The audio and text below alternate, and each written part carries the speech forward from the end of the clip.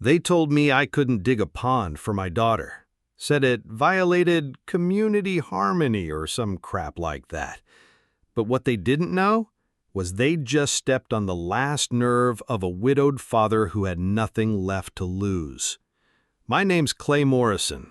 I'm 36, an ex-electrical engineer, now a full-time dad and reluctant rancher on the land my family's owned for more than 5 generations. We call it High Ridge, 12 quiet acres of stubborn soil, whispering oaks, and memories I'm still learning how to live with. My little girl, Lily, she's 8, sharp as a tack, talks too much, and got her mama's big, honest eyes. We lost her mom, Rachel, 2 years ago to breast cancer. Quietly, with dignity. And since then, it's just been me, Lily, and this ranch, trying to figure out how to be whole again. Rachel used to love the small spring down by the meadow. Always joked she'd build a koi pond there one day, put her lawn chair beside it, and tell the world to go fly a kite. After she passed, I never got around to it, until one night, Lily curled up in my arms, holding that worn-out stuffed dolphin Rachel gave her, and said, "Daddy, I think Mommy's swimming with angels, but I wish we had a pond here so I could visit her." That broke me clean in half. So I started planning. Not a big pond, 20 feet across, maybe 6 feet deep, with some rocks, a small waterfall, wildflowers, just something beautiful. Something that said, "We remember you." I even walked the boundary with my old surveying gear and pulled out my granddad's old notes from the 60s irrigation system. I marked it all with spray paint one Saturday morning. Early light, sun peeking through the pines, feeling something like peace, until the high heels showed up. That's when I met her. Sloan Buckley, president of the Cypress Creek Lakeside Neighborhood Association. Late 40s, tight navy blazer, pearl earrings, posture like she swallowed a pool cue. She stomped right onto my land like she was collecting rent.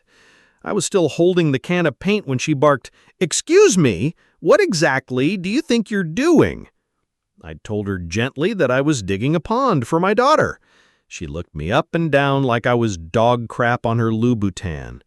"Mr. Morrison," she said, crisp and cold, "any modifications to visible terrain must first be approved by our Environmental Aesthetic Compliance Board." I chuckled. "Ma'am, this land's been here long before your HOA had a website. It's outside your jurisdiction." She smiled, without smiling. "Your property might predate our subdivision, but as of 2010, your east boundary falls within our visual corridor, which means your actions, especially ones as disruptive as pond excavation, are subject to community impact review." I said, "You're standing on my family's graveyard of fence lines and sweat, and I don't care how many bylaws you throw at me. My daughter wants to honor her mother, and I'm damn well going to help her do it." She flinched just for a second, but then leaned in and whispered something I still get goosebumps thinking about. "I know what you're trying to find down there, and I won't let you." And just like that, she was gone. Click-clack, click-clack, off my gravel and back into whatever circle of hell she came from. I didn't sleep that night. Something about that woman's voice. It wasn't just HOA pettiness. It was fear, real fear. Like she knew something buried down there she didn't want anyone discovering. So, the next morning, just before dawn, I took a shovel and went to the marked spot. First foot, just topsoil. Second, dense clay. Then, at 2.5 feet, my blade hit something solid and buzzing. I backed up fast, felt that old electric tingle through the handle, cleared around it gently. What I found wasn't irrigation. It was an active power line, a thick black conduit labeled with old municipal codes, the kind I used to work on before I left the city job. And it ran, clear as day, right from the main road, through my land, and into the heart of Cypress Creek Lakeside. I stared at it for a while, Then I called the one man I trusted with memory better than Google. Old Walt Turner, neighbor since 1959, Vietnam vet, and the kind of guy who still sharpens his own mower blades. "Walt," I said, "you remember anything about a power line easement through my granddad's pasture?" He whistled low. "Hell yeah! That was back in '83. City needed to run a line to prep for new development. Your granddad made him sign a 30-year easement. He wouldn't take a penny less than market rate either." I did the math. That agreement expired, in 2013. Nobody had renewed it. Nobody asked. Which meant, for 12 years, this entire HOA, those shiny 500K homes with their flagstone patios and imported tulips, had been running their electricity through my land, illegally. No payment, no permission, no paper trail. And now it made sense why Sloan didn't want me digging. She wasn't trying to stop a pond, she was trying to bury a secret. I spent the next 48 hours documenting everything: photos, measurements, GPS mapping. I even found a junction box buried deeper, installed maybe 10 years ago, totally off the books. Then the texts started coming. Unknown numbers. "Stop digging. This is your only warning. Think about your daughter." They tried to scare me, but I wasn't scared. I was furious. Then came Child Protective Services. 2 ladies in state-issued cardigans showed up while Lily was doing her homework. "We've received a report," one of them said, "about unsafe electrical hazards on the property, potential endangerment to a minor." Sloan had weaponized the system against me. She wanted to take my daughter away, to shut me up. And that's when I realized I'd been playing defense. It was time to go on the offensive.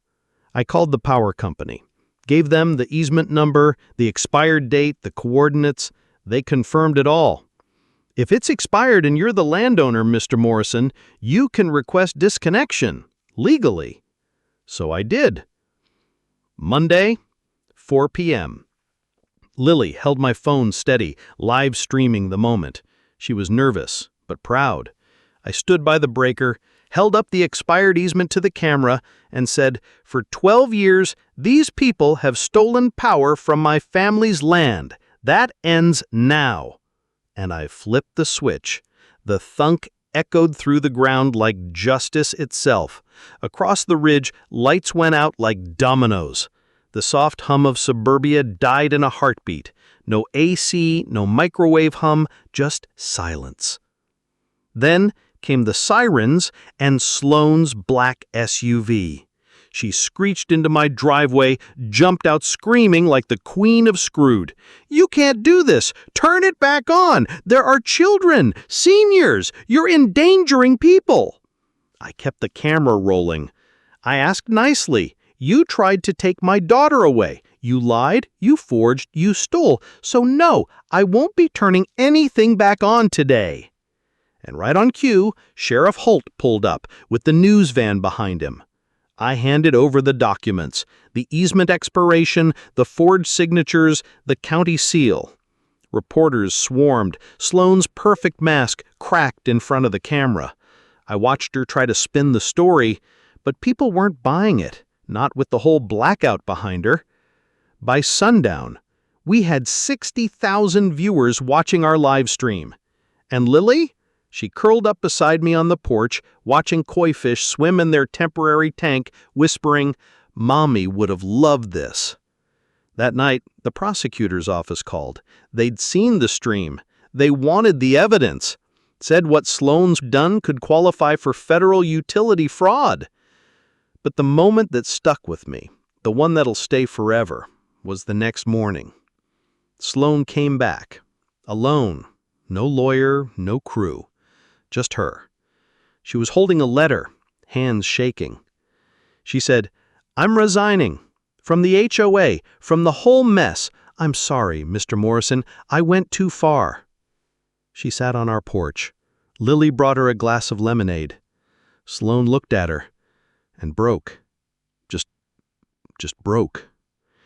I lost my son in my divorce because I was like this, controlling, cold. I didn't want to lose my standing in the community, so I buried the truth. I hurt your family to protect my lie. Lily patted her hand and said, "It's okay. Daddy says people act mean when they're scared." And maybe that was all Sloan needed to hear. We restored power that afternoon, legally this time, with a new easement, market rates, and a public fund for neighborhood improvements. The HOA elected a new board. First vote, approve the pond. 3 months later, it was finished. Wildflowers, lily pads, a little waterfall trickling into still blue water. And every evening, Lily and I sit by that pond watching the koi fish swim around like slow-moving hope.